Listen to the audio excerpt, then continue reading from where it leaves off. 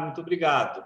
Novamente, bom dia a todos e todas, e agradecer, né, excelentes exposições de Daniel e Patrícia, né, certamente cumpriram totalmente o propósito dessa primeira etapa.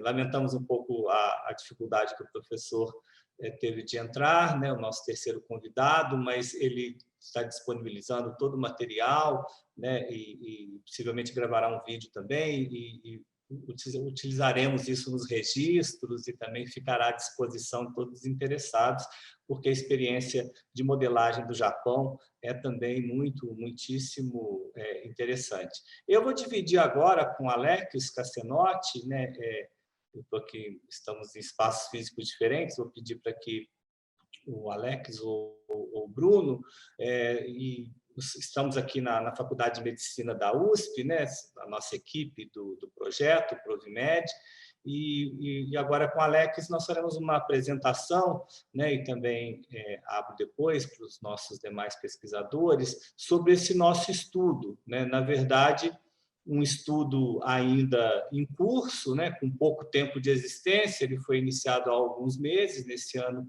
de 2020, um estudo conduzido aqui na Universidade de São Paulo, aqui na nossa Faculdade de Medicina, onde nós nos propusemos, né, nos propomos a desenvolver e aplicar um modelo dinâmico, né, para análise e dimensionamento de provisão e de necessidade de médicos no Brasil. Esse é um projeto desenvolvido em parceria, em carta-acordo, com a OPAS e com o Ministério da Saúde, né? E, enfim, ontem, né, o próximo slide, por favor, ontem foi mencionado, né, há diversas crises, né, que envolvem os recursos humanos ou a força de trabalho em saúde, né, como prefere agora parte da literatura, dos documentos internacionais. O fato é que, em muitos países, há crise de oferta, de distribuição, de formação, né, de desempenho de trabalhadores da saúde, mas também crises moldadas pela precarização das relações de trabalho, de vínculos, né, de remuneração, né, e uma crise ainda pouco visível, né, gerada pela também formação muitas vezes inadequada e precária. Então, é preciso buscar uma melhor compreensão, né, do tamanho, das características dessa força de trabalho e sempre indagando se ela está disponível, se ela é acessível à população que dela precisa e com qual formação, com quais competências, né? Com quais condições de trabalho, o quanto que os trabalhadores da saúde são respeitados, são valorizados. E foi dito isso, né? Patrícia acabou de mencionar, Daniel também, não há possibilidade de respostas adequadas a essas questões sem um sistema de informações, né? Com disponibilidade, com completude, com qualidade de dados, né? Nós precisamos de informações padronizadas e, mais que isso, que possam ser operacionalizadas, quer dizer, que sirvam para comparações, para traçar tendências, prever necessidades, né? E não só fazer projeções, mas que oriente, né, tomadas de decisões políticas. É difícil, né, mas alguns países têm caminhado, têm conseguido uma base empírica comum, compartilhada, né, que proporcione o debate, né, mais qualificado e que oriente, de fato, políticas de recursos humanos. Para isso, nós temos vários quadros teóricos possíveis, disponíveis. Por exemplo, esse do slide, acho que muitos devem conhecer, em 2016, a Organização Mundial da Saúde, e ali foi como parte da estratégia global sobre recursos humanos, tendo o horizonte de 2030, a OMS propôs o desenvolvimento, né, a implantação das chamadas contas nacionais de força de trabalho em saúde, justamente com o objetivo, digamos, de criar uma arquitetura de informações, né? E, com isso, melhor planejar as políticas de recursos humanos e sempre o objetivo final é a ampliação do acesso. No nosso caso, o acesso universal, né? Tendo como objetivo a viabilização do nosso Sistema Único de Saúde. É claro que, com todas as críticas que possamos fazer sobre a adequação, sobre a aplicabilidade ou não nesse quadro da OMS, nós nos propusemos a dialogar com esse referencial, entre outros fatores, porque ele destaca a necessidade, né, o professor Mário Dalpós tem sempre colocado isso, né, a necessidade de compreensão mais aprofundada do mercado de trabalho em saúde, né? Nós precisamos não só detalhar e compreender aspectos da formação e da oferta, né, de novos recursos humanos, compreender os fluxos de entrada, de saída, né, incluindo as questões de permanência, de rotatividade nos serviços, de deslocamentos e migrações internas nos países, compreender melhor de forma mais aprofundada a má distribuição, né, que tem a ver com as desigualdades de presença de profissionais de saúde nos territórios, mas também dentro das estruturas dos sistemas de saúde. Compreender as ineficiências, né, as competências já definidas ou em transformações, os perfis, as práticas, né? E partindo da ideia, no nosso caso, de que não é possível abordar recursos humanos em saúde sem delimitar o que é hoje esse mercado de trabalho em saúde. Isso exige um esforço, né, de atualizar as conjunturas de funcionamento, de organização do sistema de saúde, né? Então, no caso do Brasil, é difícil compreender recursos humanos em saúde sem abordar, por exemplo, né, profundamente essas relações entre o público e o privado, tanto na saúde quanto na educação, né, no sistema formador de trabalhadores de saúde. Eu diria que a privatização na saúde é hoje uma variável importante para estudo de recursos humanos no Brasil. Estou me referindo ao processo acelerado de privatização da formação. Mais de 70%, quase 80% do ensino em saúde hoje é privado no país. É uma privatização também expressiva da gestão, né? Uma fragmentação da gestão de recursos humanos. Cerca de 70% da força de trabalho hoje do sistema público do SUS são profissionais geridos, contratados por organizações privadas, e sim, né, uma privatização do sistema de saúde em si, né? O sistema privado, nos últimos tempos, o subsetor privado, ele expandiu proporcionalmente muito mais do que o SUS, que ficou subfinanciado, com pouca capacidade de expansão, e é claro que isso tem uma grande consequência, né, nesse tema dos recursos humanos em saúde. Bem, o próximo, eu diria que um precedente do nosso esforço atual de pesquisa são os nossos estudos de demografia médica. São estudos que realizamos há uma década aqui na Faculdade de Medicina, e farei uma propaganda. Na semana que vem haverá o lançamento da demografia médica no Brasil 2020, que é um grande relatório técnico que fazemos a cada 2 anos. Hoje temos aqui consolidado um grupo de pesquisa sobre demografia médica, e agora, com essa carta acordo e essa parceria nossa com o OPAS e com o Ministério da Saúde, estamos aí iniciando uma nova etapa desse estudo. Por que o estudo específico dos médicos? Não só porque é um recurso humano estratégico do sistema de saúde, por interesse de pesquisa, mas também pela disponibilidade, né, de dados, de informações mínimas necessárias. Eu queria falar rapidamente um pouco do conceito de demografia aplicado aos médicos e aos profissionais de saúde.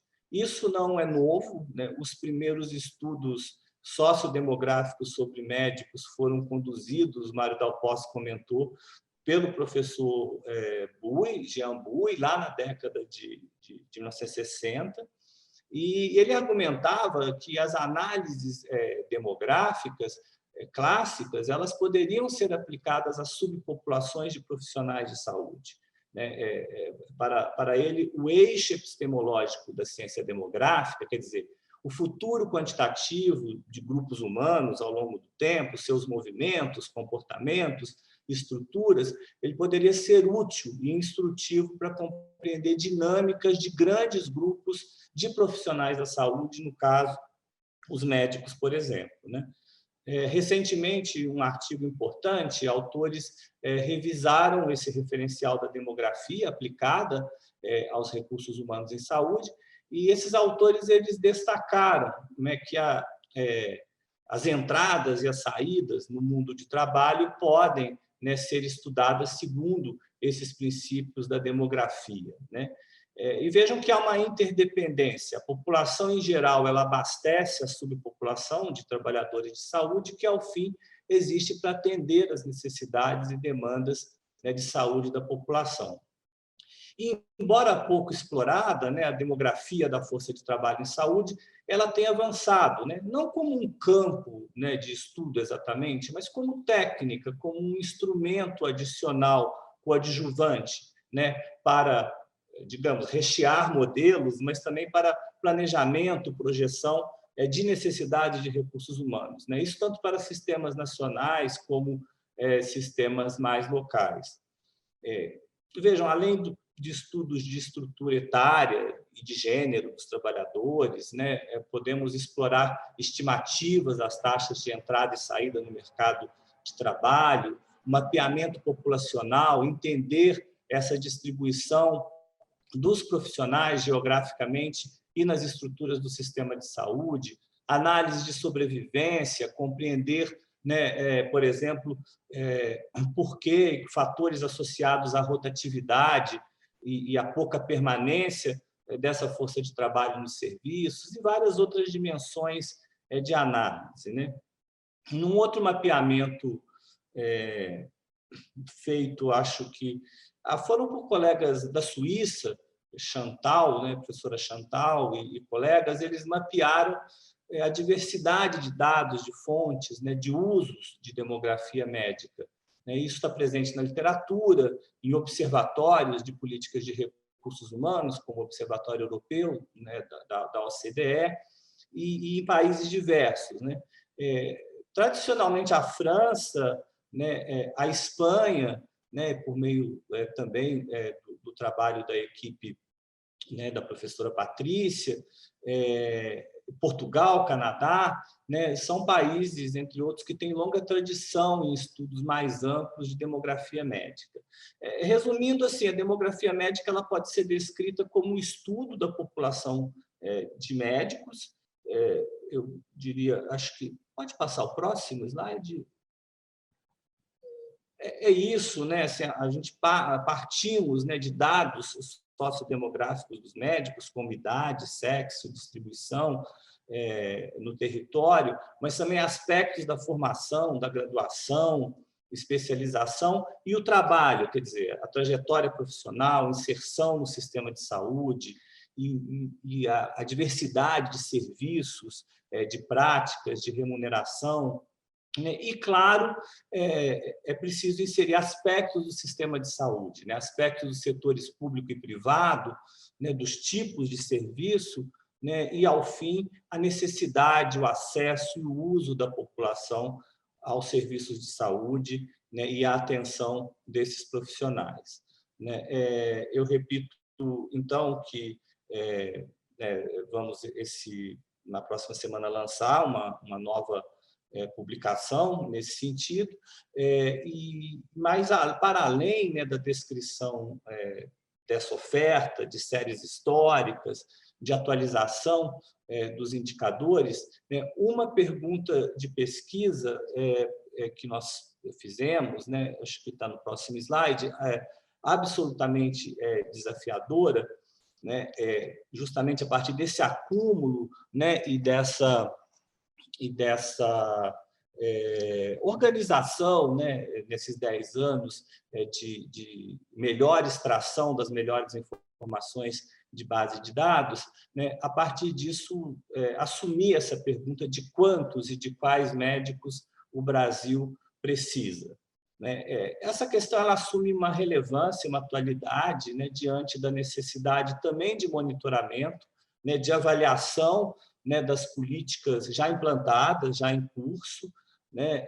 Vejam, né, senhores e senhoras, que nós tivemos uma expansão, né, impressionante, talvez nenhum país do mundo tenha passado por uma expansão num período tão curto de tempo, né, o Brasil recebeu, né, o nosso sistema de saúde, o país recebeu 180 mil novos médicos a mais nos últimos 10 anos, mais de 80% deles formados em escolas privadas, né? Isso, parte disso em função também, né, da Lei Mais Médicos, né? Tivemos uma expansão de residência médica. Hoje são mais de 50 mil médicos cursando programas de residência, né? E com isso, ao final, serão médicos especializados, né? São residências em especialidades médicas, né?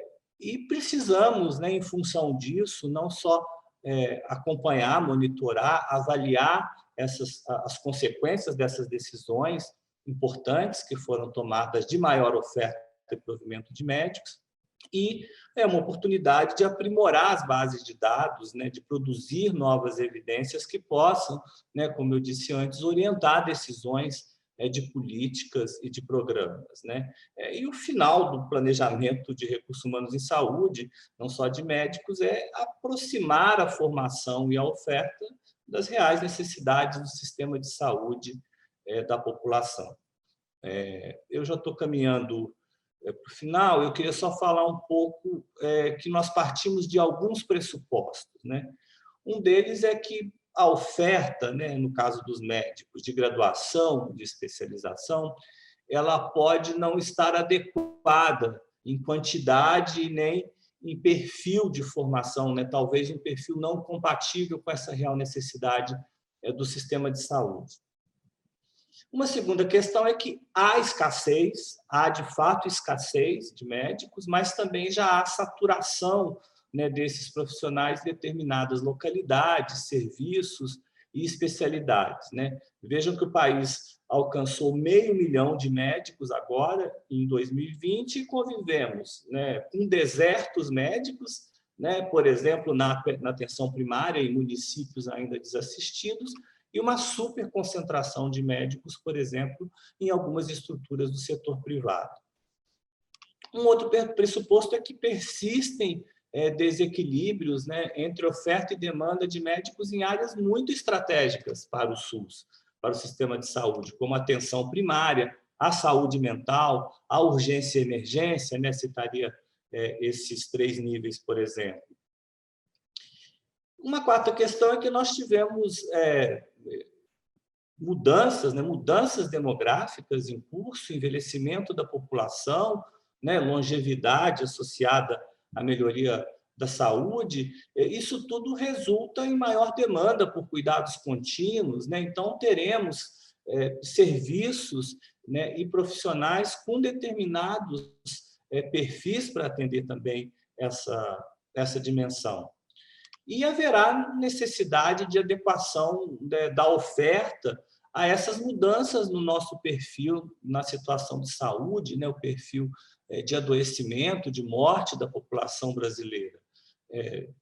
Houve queda, né, isso do nosso perfil epidemiológico, tivemos queda na mortalidade por doenças transmissíveis.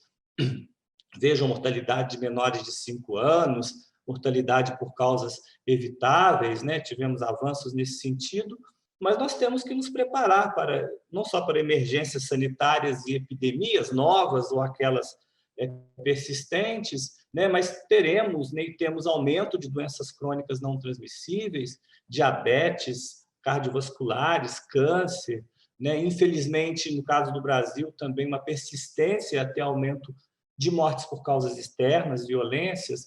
O que eu quero dizer é que isso não é só o perfil epidemiológico, isso é um mapa de necessidades de trabalhadores da saúde também.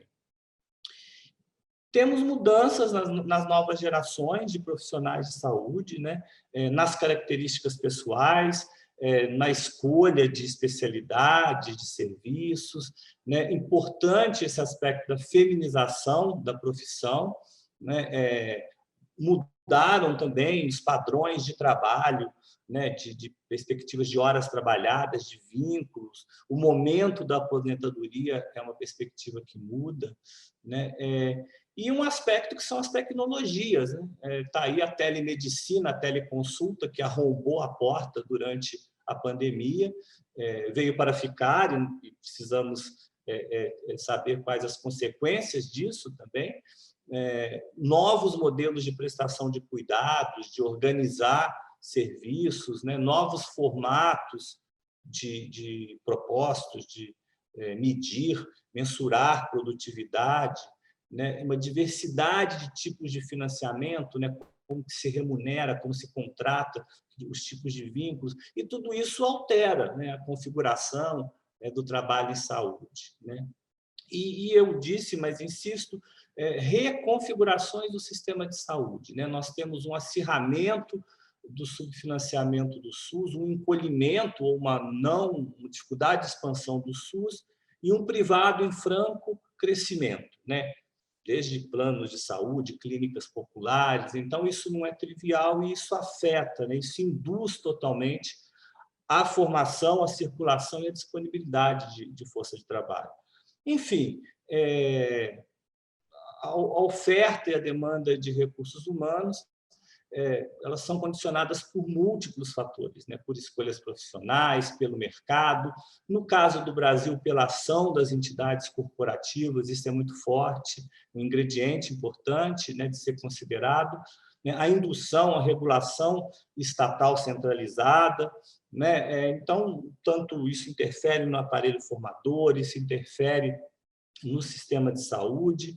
Então, pensando em tudo isso, nós definimos esse objetivo, o próximo slide, que é um imenso desafio, quer dizer, desenvolver e aplicar modelos dinâmicos para provisão e necessidade de médicos. Eu já vou passar para o Alex, mas só considerar e citar que nós identificamos mais de 20 países, e tivemos a apresentação agora de 2 dessas experiências, que têm modelos de projeção de oferta e demanda de médicos. São grupos de pesquisa, como os dos colegas, e muitos desses modelos, que é o mais importante, eles foram assumidos por gestores, por ministérios de saúde, e orientadores de políticas. É o caso da Espanha e da França, são exemplares nesse sentido, que se apropriam, no bom sentido, da produção acadêmica, da parceria com universidades e transforma isso também em algo orientador de políticas. E aí nós fizemos uma primeira revisão, próximo slide, nós fizemos uma primeira revisão, identificamos as principais variáveis monitoráveis de oferta, de demanda, e também de necessidade da força de trabalho, que já foram utilizadas nesses modelos. Esse estudo de revisão ele ainda não foi publicado, mas eu destacaria, e já concluo, 3 questões da nossa revisão. Uma foi um pouco um panorama de quais metodologias foram usadas. E isso já foi dito, não há superioridade de uma sobre a outra, mas há um destaque, há um protagonismo do uso dos sistemas dinâmicos, em quase 60% dos estudos. Então, isso também nos inspirou a seguir nesse modelo que nós escolhemos. Mas também nós temos aprendido muito com modelos que trabalham com microsimulação e vários outros que já foram mencionados nas exposições anteriores. E nós listamos e descrevemos todas as variáveis, isso ficará disponível, mais de 30 variáveis, por exemplo, na questão da oferta de profissionais, desde variáveis usuais, como número de profissionais, momento de aposentadoria, até tipo de vínculo de trabalho, tempo, dedicação, e também variáveis de demanda, crescimento populacional, carga de doenças, como foi mencionado, produção de serviços, isso tudo precisa compor o modelo. Aí eu concluo, e já passo para o Alex, só dizendo que estimar a necessidade, a demanda de força de trabalho é um processo complexo, é desafiador, requer conhecer a fundo os recursos humanos, desde a formação até o mercado de trabalho, e projetar a utilização de serviços e desses profissionais com base na situação de saúde e nas necessidades do sistema de saúde. Cada modelo, né, vai usar o conjunto de dados disponíveis no país, né, adequados à realidade de cada país, e sempre as projeções diante de diferentes cenários e tendências. No Brasil, né, sempre comentamos, os pesquisadores dessa área sabem, nós temos muitos dados, né, nem sempre de qualidade, mas temos dados administrativos de empregadores, de serviços de saúde, de formação, registros, né, licenciamento, financiamento de recursos humanos. Falta uma coordenação melhor dessas bases, né? Não há uma cultura de bases de dados, dados direcionados, atualizados continuamente, né? E principalmente compartilhados, né? E precisamos produzir dados primários, temos que ir aos inquéritos nacionais com trabalhadores da saúde, né? Então, entender bem esses cenários complexos, né? Dinâmicos, recentes, de mercado, de formação, de sistema de saúde, e avançar. Isso não é coisa de um grupo de pesquisa, né? São pesquisas quantitativas, qualitativas, mas principalmente multidimensionais, multicêntricas, né? Feitas em rede de grupos, em rede de pesquisadores. Eu passo, então, para o Alex Cassenotti, né? Para que ele possa complementar, né? E também concluir, aí falando mais, né, Alex, sobre o modelo em si que nós estamos desenvolvendo.